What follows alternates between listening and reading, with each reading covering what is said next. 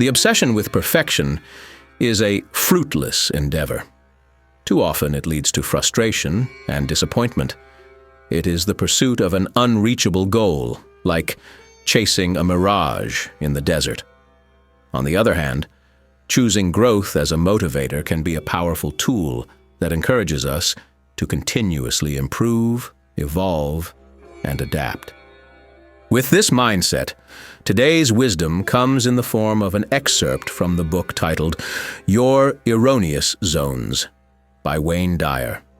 Quoting from page 25 in the subchapter, Growth versus Imperfection as Motivators, the text reads, "In your quest to become as happy and fulfilled in your life as you choose to be, you can be motivated by two types of need. The more common form of motivation is called imperfection, or dependency motivation, while the healthier variety is labeled growth motivation. If you place a rock under a microscope and observe it carefully, you'll note that it never changes. But if you put a piece of coral under the same microscope, you'll detect that it is growing and changing." Conclusion: the coral is alive, the rock is dead.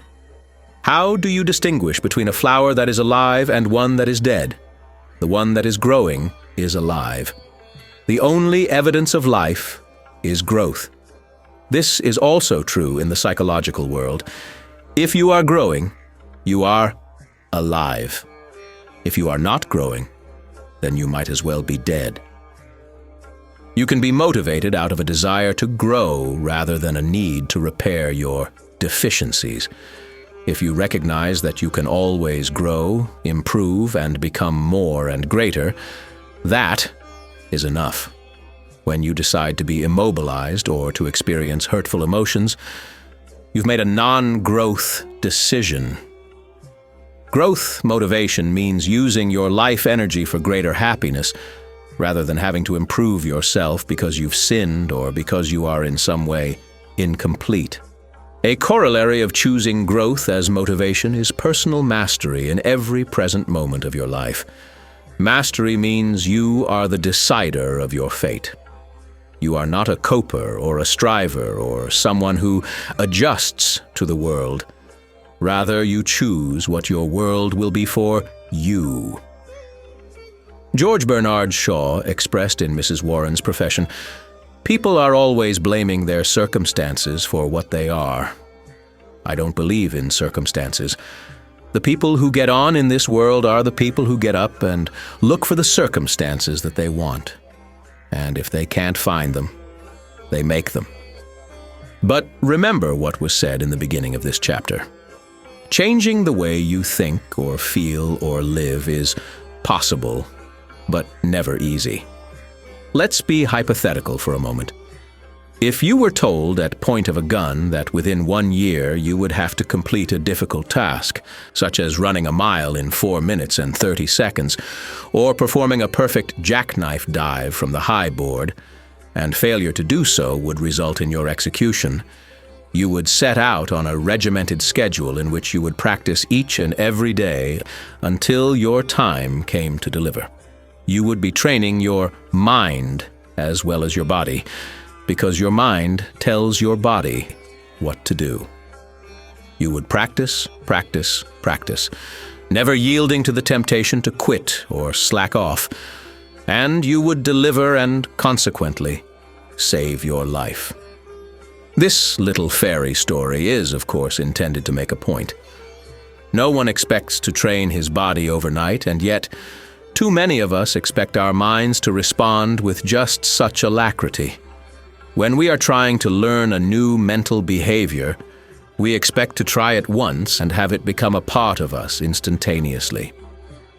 If you really want to be neurosis-free, self-fulfilled, and in control of your own choices, if you really want to achieve present-moment happiness, you will need to apply the same kind of rigid application to the task of unlearning the self-defeating thinking you have learned up until now that you would give to the learning of any difficult enterprise.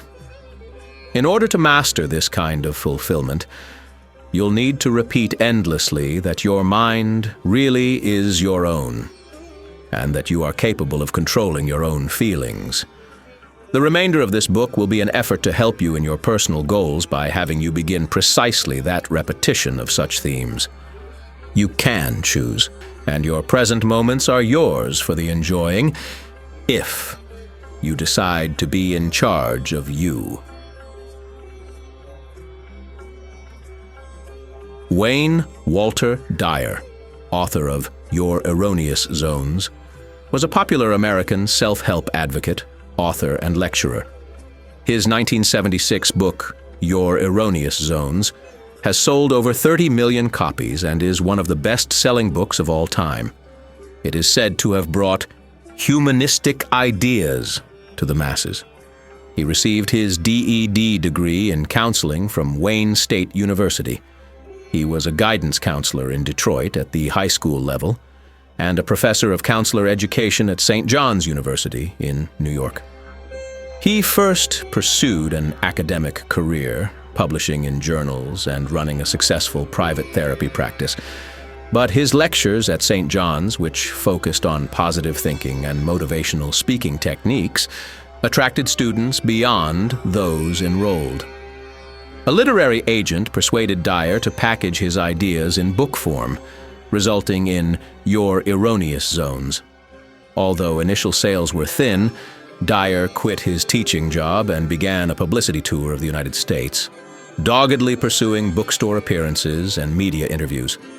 Out of the back of his station wagon, according to Michael Korda, making the bestseller lists before book publishers even noticed what was happening.